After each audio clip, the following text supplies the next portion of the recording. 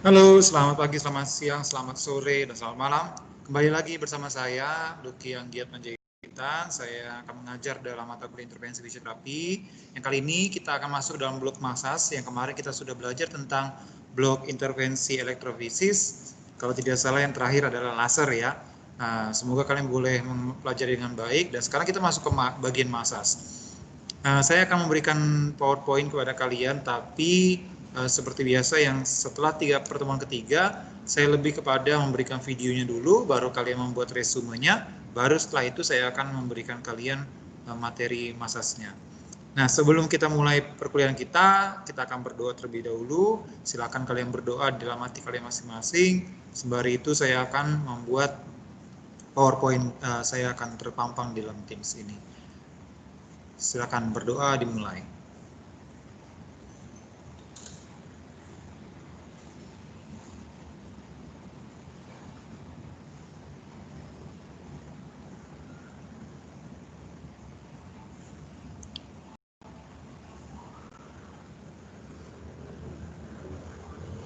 Ya, berdoa selesai. Baik, ini adalah materi yang pernah saya kirim sebelumnya, tapi nanti akan saya kirim lagi. Semoga kalian boleh mempelajari dengan baik nantinya. Tentang pemeriksaan masas ya.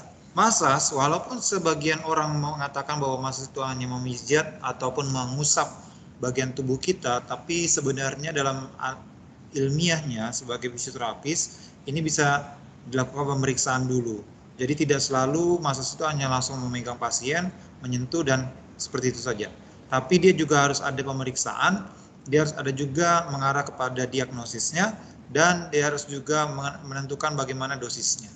Itu yang paling penting bagi kalian sebagai fisioterapis yang ahli dalam masas, sehingga kalian tidak boleh hanya ahli masas, dan kalian harus bisa juga memperbaiki kemampuan kalian dalam pemeriksaan.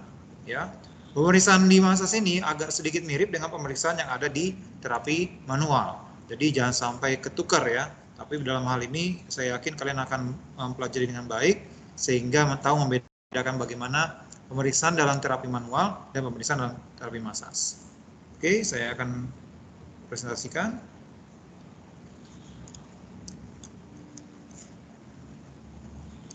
Ya, paling pertama seperti biasa saya berharap dari kemampuan akhir ini mahasiswa mampu mengaplikasikan tentang pemeriksaan dan observasi pasien dalam penerapan masas. Ya, jadi observasi seperti biasa pernah saya bilang bahwa evaluasi ini dalam fisioterapi itu termasuk di dalam pemeriksaan, termasuk juga dalam pemeriksaan. Jadi evaluasi itu adalah pemeriksaan. Observasi juga termasuk dalam pemeriksaan. Ya, sangat penting bagi fisioterapis yang pastinya adalah dalam melakukan terapi masas, kemampuan praktek palpasi akan sangat-sangat baik dan bisa membuat kalian bertambah pengetahuan untuk melakukan pemeriksaan, menjelaskan posisi tubuh, kondisi tubuh pasien. Apakah ada masalah di ototnya, kakinya, atau di tangannya, seperti itu, dan juga menentukan tindakan yang tepat terhadap pasien. Selain itu juga secara ilmiah kalian mengerti bagaimana sih kondisi ini bisa terjadi, dari mulai dia spasme, masa guarding, dan nyeri. Kalian akan lebih mengerti dalam hal ini. Dan makanya perlulah seorang fisioterapis itu mempunyai kemampuan palpasi yang baik. Salah satu cara untuk menambah sensitivitas tangan kalian dalam palpasi adalah dengan cara melakukan masas. Ya. Nah, melalui masas kita bisa mengetahui beberapa respon ya, seperti respon abnormal, ada respon normal juga. Respon abnormal biasa pada otot itu merasakan stiff, tight, restricted atau terkendala ya, nggak bisa gerak sama sekali. Ada firm, itu lebih kepada kaku gitu ya. Inelastik, tidak elastis, dan non-complaint, thick, no springy, dan lain-lain. Ya, ini adalah masalah-masalah dengan kondisi respon abnormal. Sedangkan normal, kita bisa lihat ada free running, smooth, lalu ada resistant free, ada soft, spasm free, springy. Ya, springy ada beberapa pada pemeriksaan itu disebutnya springy, disebut springy karena memang mungkin otot atau tulangnya itu harus spring ya, seperti per gitu. Sedangkan ada tempat lain yang harusnya spare harusnya pair, tapi dia ternyata tidak pair, itu namanya non-springy. Itu masuk dalam respon abnormal. Ya, ini adalah respon ya palpasi pada otot, dan kita bisa mengetahui di sini kondisinya seperti apa sih pasiennya. Dan dari sini juga kita akan bisa menentukan terapi apa yang perlu. Misalnya pada kondisi stiff ya, kita bisa gunakan stretching ya. Ada masalahnya misal dengan restricted, kita bisa hold relax. Hypomobile, berarti kita bisa hypermobile dengan cara mobilisasi gitu ya. Dan seperti itulah contohnya ya. Lalu pada gerakan atau Enfield, ini sebentar ya, saya edit dulu. Nah ya. Lalu ini juga respon abnormal pada gerakan akhir atau Enfield ya, ada springy, ada muscle spasm. Ini kalau kalian ingat yang mudahnya sebenarnya pada terapi manual. Jadi perlu kalian ingat bahwa pemeriksaan terapi manual dan terapi manual mirip-mirip ya. Lalu respon abnormalnya seperti ini. Ya, ini adalah respon normalnya pada gerakan akhir atau Enfield. Tapi beberapa banyak menggunakan ada cukup hard saja, elastik dengan soft. Itu 3 itu saja.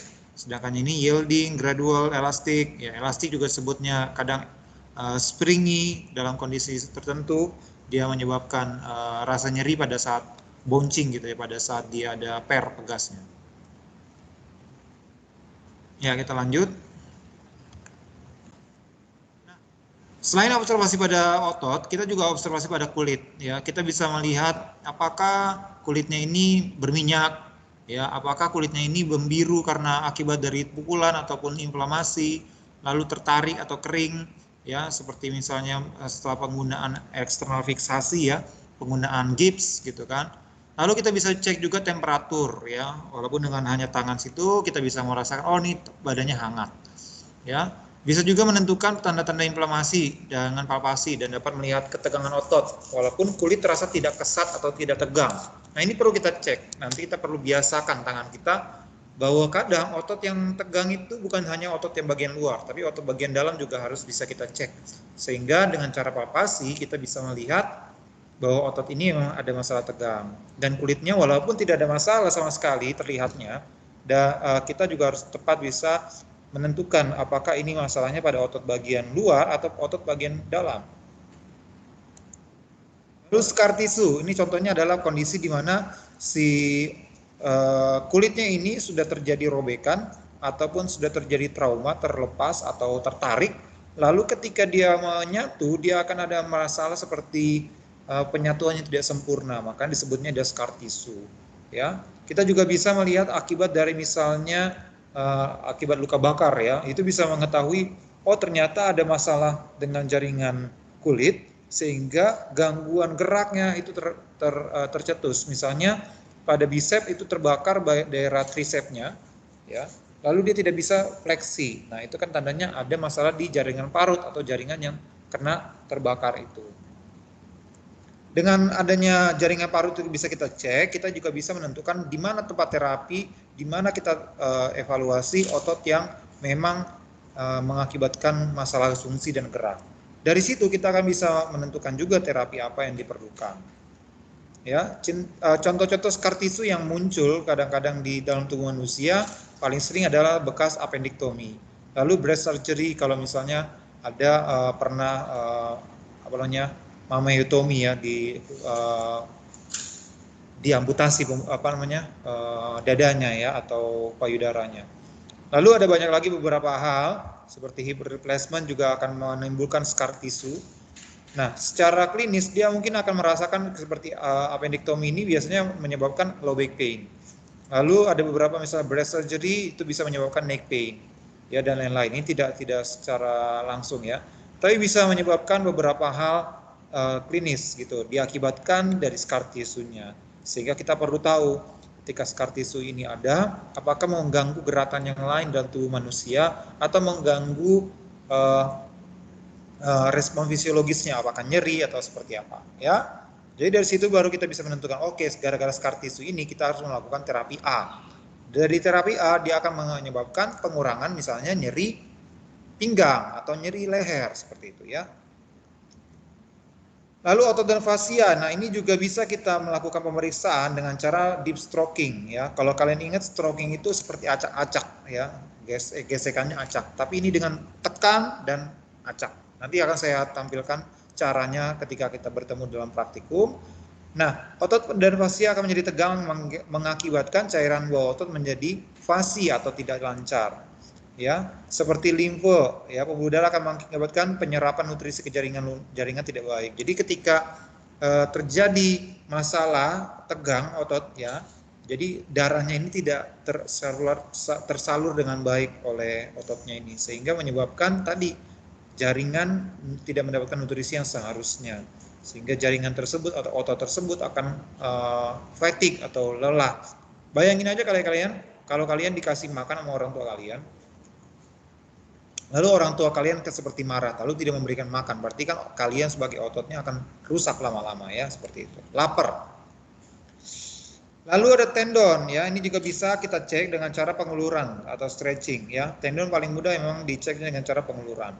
Ketika terjadi masalah dengan tendon, dia biasanya tidak bisa di stretching ya. Atau juga bisa menggunakan ringing atau deep stroking atau kneading pada daerah tendon yang akan diperiksa. Dengan begitu kita akan merasakan di mana tendon itu berada dan rasanya apa ketika diberikan deep stroking. Nah, ini perlu juga, makanya saya harap ketika kalian sudah mengetahui caranya, ketika praktikum, kalian boleh praktikkan di rumah agar tangan kalian semakin lebih mudah untuk memegang pasien, semakin lembut dan semakin tepat untuk menjadi pemeriksaan. Nerve tissue ini juga termasuk salah satu yang agak sulit, tapi dia cukup bisa memberikan efek yang sangat baik ketika kita melakukan pemeriksaan. Pertama, kenapa? Karena kita akan mengetahui gangguan syaraf yang terjadi pada pasien kita. Contohnya misalnya kalau kita minta untuk dia menggerakkan tangan menggenggam, ternyata dia tidak bisa, berarti ada masalah dengan nervus yang lainnya, misalnya nervus medianus. Kenapa nervus medianusnya? Misalnya ternyata karena terjepit oleh otot dan syarafnya tertekan. Dari mulai tertekan tersebut, jarinya tidak bisa digerakkan. Karena apa? Informasi atau impuls daripada otak untuk melakukan gerakan menggenggam itu tidak sampai karena syarafnya tertekan oleh otot daerah sekitar carpal tunnel. Ya, palpasi juga bisa memeriksa syaraf yang mungkin tertekan oleh jaringan di atasnya tadi saya bilang, dan beberapa teknik dapat digunakan ketika dia terjadi masalah nerve tissue seperti deep stroking, ringing, kneading dan lain-lain. Ya, selain itu, selain daripada penggunaan sebagai terapi, ini juga bisa digunakan sebagai pemeriksaan. Sehingga ketika dilakukan deep stroking, ringing, dan kneading, itu bisa melakukan pemeriksaan terhadap kondisi pasien yang memang masalah dengan nerve tissue-nya. Nah, nyeri. Ini beberapa hal yang bisa kita gunakan dalam pemeriksaan nyeri. Biasanya dia bisa kita cek dengan nyeri tekan atau nyeri bergerak. Ya. Posisi yang lama juga bisa mengakibatkan nyeri. Dan makanya dari situ kita bisa bertanya kepada pasien, Bapak duduk berapa lama sehari? Bapak masalahnya kenapa ketika sakit seperti ini? Apakah pada saat duduk, ada pada saat tidur atau tiduran seperti itu? Nyeri yang seperti itulah kita bisa cek. Lalu apakah karena kelelahan atau kontraksi yang berlebihan? Misalnya pemain lari maraton, besoknya dia datang ke klinik fisioterapi dan menanyakan, kenapa saya sakit pinggang? Ternyata diakibatkan oleh kelelahan, diakibatkan oleh kontraksi yang berlebihan dari otot bagian bawahnya, kakinya ya. Dengan begitu kita bisa menentukan, oke, nyerinya sekian. Nah, dari sini kita akan bisa menentukan ketika sudah diterapi, nyerinya harusnya berakhir segini atau berkurang segini. Seperti itu ya. Odem sudah pasti. Dengan melakukan palpasi kita akan melihat bagaimana pembengkakan itu muncul. Jika pembengkakan itu jelas ya, kita bisa menentukan tindakan terbaik pada pasien. Biasanya kalau ketika sudah odem, jarang kita memberikan masas yang biasa. Lebih banyak digunakan adalah masas limpatik. Ya. Selain itu juga kita bisa menggunakan terapi latihan aktif untuk membantu lancarnya peredaran darah. Odem misalnya kayak pada ibu hamil, dia akan merasakan kakinya besar karena setelah dia melahirkan ada yang tertutup venanya atau limfenya sehingga kakinya akan besar. Nah, ini dulu salah satunya odem yang muncul dan kita bisa melakukan treatment pada kondisi seperti itu. Lalu luka pada kulit. Nah, ini jelas sekali tujuannya supaya kita mengetahui higienis dari kulitnya karena akibat luka tersebut bisa saja menyebabkan penyebaran virus ataupun bakteri. Dan ketika pemberian masas kita harus melewati atau tidak diberikan masas pada daerah yang infeksi ya. Tumor, ini juga pasien dengan diagnosis tumor tidak menjadi kontraindikasi terhadap masas, tapi harus hati-hati karena kadang memberikan efek nyerinya itu bagus, rasanya sangat berkurang nyerinya, tapi apakah dia bisa sehat atau tidak atau sembuh atau tidak kita tidak bisa menentukan, sehingga ketika tumor ini tidak masalah seorang penyakit tumor itu datang ke fisioterapi, tapi rasanya pemberiannya itu harus benar-benar dikontrol agar tidak menjadi ekspektasi pada pasien terhadap kita. Memar ya ini pasti ya, kita bisa melihat ketika pasien kita terbentur atau pukul-pukulan ya kita akan bisa melihat tanda-tanda memar ya, seperti kemerahan atau ungu, biru. Lalu mengetahui juga penyebabnya, karena apa? Kenapa dia harus ditampar? Kenapa harus dia menjadi memar seperti itu? Ya, memar biasanya kontraindikasi untuk masas. Jadi biasanya kita memberikan alternatif lain seperti RICE terapi atau bisa juga menggunakan ultrasound atau bisa juga menggunakan electrical stimulasi untuk mengurangi memarnya. Yang pasti adalah mengurangi nyerinya dulu. Lalu riwayat fraktur, kita harus tahu juga apakah pasien ini terjadi karena jatuh dari tempat tidur lalu merasakan fraktur patah. Nah, masas itu sangat tidak direkomendasikan sebenarnya pada kondisi fraktur. Tapi ada beberapa hal, ada beberapa dosen bilang bahwa setelah melakukan fraktur itu diperbaiki, kita sudah bisa juga memberikan masas sebenarnya. Tapi masasnya lebih kepada masas limpatik. Ya. Jika frakturnya pada masa pemulihan, nah ini baru masuklah menjadi kontraindikasi. Inflamasi akut pada sendi, biasanya karena akibat rheumatoid arthritis, itu sebaiknya tidak diberikan masas, walaupun memberikan efek yang baik, tapi ketika di rheumatoid arthritis, kebanyakan ketika hanya disentuh saja, rasanya nyeri sekali. Pembekakan karena infeksi, ya ini juga termasuk salah satunya, misalnya kita mengecek apakah ada infeksi seperti bernanah, ya akibat kerusakan lunak atau infeksi. Ini jika ada infeksi jangan berikan masas, ya. Terutama pada kondisi-kondisi beberapa pasien saya, misalnya dulu ketika diabetes dia ada luka, saya tidak akan memberikan dia masas. Nah, itu yang perlu kita ingat, hygiene-nya kita supaya jangan sampai penyakit orang lain tertukar kena oleh kita. Nah, ini adalah pemeriksaan praktik masas. Ada beberapa pemeriksaan yang sepertinya standar, seperti denyut nadi, tekanan darah, rasio pernapasan, elektromiografi, pemeriksaan emosional, pemeriksaan kecemasan, dan lain-lain. Tapi dengan kondisi seperti ini, pemeriksaan seperti ini, kita bisa juga mendapatkan informasi yang bagus terhadap pasien kita yang akan dimasas. Denyut jantungnya seperti apa? Apakah dia deg-degan atau pada saat dimasas? Tekanan darahnya apakah dia tinggi? Jika tinggi nanti bisa meledak, atau terlalu rendah tidak bagus juga. Ya. Lalu perlu juga pemeriksaan nyeri seperti menggunakan visual analog scale atau rating scale, lalu bisa melakukan pemeriksaan kapasitas fungsional, aktivitas fungsional, lalu juga pemeriksaan fungsional seperti OSWS3 Disability Index, NEC Disability Index, dan lain-lain. Nah, kita ketika sudah menjadi fisioterapis perlu sangat melakukan pencatatan terhadap pemeriksaan pasien, ya. Biasa dalam pemeriksaan terapi manual dan masas, ini akan muncul body chart, ya. Biasanya kita untuk menentukan jenis dan lokasi yang sakit dan dirasakan pasien. Dan kedua, pasien tersebut bisa menandai gambar tersebut, ya, jaringan mana yang rusak dan pasiennya atau terasa mana yang sakit atau masalah mana yang sakit. Itu kita tandai. Lalu dari situ kita ketahuan, oh daerah sinilah yang bermasalah. Nah ini contohnya ya, kita bisa menentukan misalnya oke, dia sakit pinggang, di daerah sini sakit pinggang, kita bisa bentuk X. Biasanya kalau sakit itu bentuknya X, ya. Lalu dia sakit lutut bagian kanan atau kiri, nah kita biasakan kalau memang kiri ini ambil kiri, kalau kanan ini ambil kanan. Oke. Nah biasanya dalam terapi masas itu kita menggunakan SOAP atau Subjective Objective Assessment and Plan. Subjektif, tujuannya untuk memberikan subjektif yang didasarkan oleh keluhan pasien. Jadi pasien mengeluh apa, rasa sakit kah, tidak bisa bergerak kah, seperti apa, itulah kita masukkan dalam pemeriksaan subjektif. Objektif adalah pemeriksaan yang dilakukan oleh terapis terhadap fungsi dan gerak. Apa contohnya? Misalnya 1, ROM, kedua, misalnya pemeriksaan Penfield, Lalu ketiga, pemeriksaan seperti misalnya post-westry atau pemeriksaan lain, misalnya kondisi tenis persinatus, ya udah kita berikan misalnya apply stress test. Asesmen biasanya pemeriksaan lanjut, ya bisa juga di pemeriksaan khusus tadi masuk ya ke sini seperti apply stress test atau Faber test dan lain-lain, ya. Dan ditambahkan juga untuk diagnosanya seperti apa.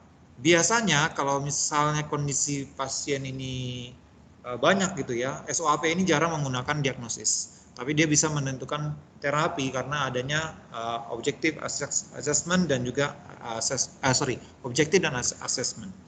Lalu masuk ke plan, ini merupakan rencana pemberian terapi pada pasien untuk menentukan dosisnya dan terapi selanjutnya. Ya, ini nanti akan saya ajarin ketika kita bertemu di terapi olahraga. Ya. Nah, ini contohnya ya. Kalian bisa coba nantinya, ya. Silakan pemeriksaan kalian. Nanti kalian silakan berikan jawabannya kepada saya melalui email ya. Ya, seperti ini pelatihan pertama dengan kondisi yang sama. Ya. Selain melakukan pemeriksaan fisik, pemeriksaan apakah yang dapat dilakukan untuk mengetahui kondisi fungsionalnya? Silakan kalian cari. Yang kedua, dari pemeriksaan lain-lain sampai itu ya. Silakan diberikan kepada saya pemeriksaannya, hasilnya, jawabannya di email saya ya. Silakan nanti bisa ditempelkan kepada saya, sama saja seperti resume. Jadi nanti akan ada resumenya plus menjawab pertanyaan yang ada di PowerPoint.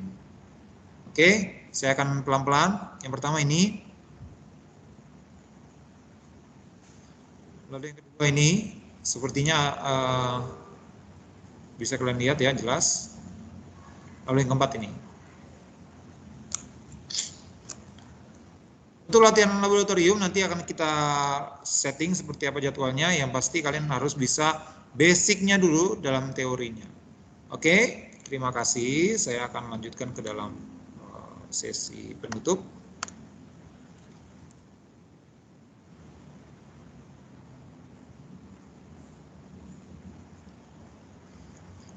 Baik, kira-kira itu saja dari saya. Tetap semangat untuk mengetahui bagaimana sih cara pemeriksaan dalam massage. Bagaimana sih seorang fisioterapis yang melakukan massage itu dengan cara pemeriksaan yang benar sehingga memberikan hasil yang terbaik pada pasien. Inilah caranya. Silakan diulang-ulang, silakan dipelajari lagi, dan jangan lupa berikan resumenya bersama dengan saya. Bersamanya resumenya, lalu di bawahnya jawaban dari pertanyaan-pertanyaan yang sudah saya tampilkan dalam PowerPoint. Lalu silakan kirim, jangan ke email saya. Jadi kirimlah melalui Outlook saya, ya, atau melalui tempat kita punya grup di Teams, ya. Baik, kira-kira itu saja dari saya. Tetap semangat, tetap berusaha untuk yang terbaik untuk dalam belajar, dan tetap baca dan nonton lagi video saya supaya kalian makin pintar ketika sampai sini sudah benar-benar mengerti.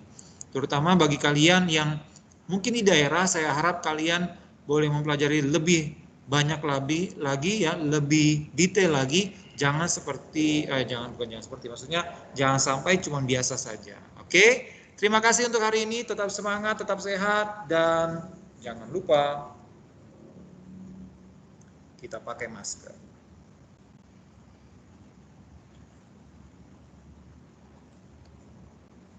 Dukung gerakan Indonesia Bermasker. Selamat siang, selamat sore, selamat malam. Sampai jumpa.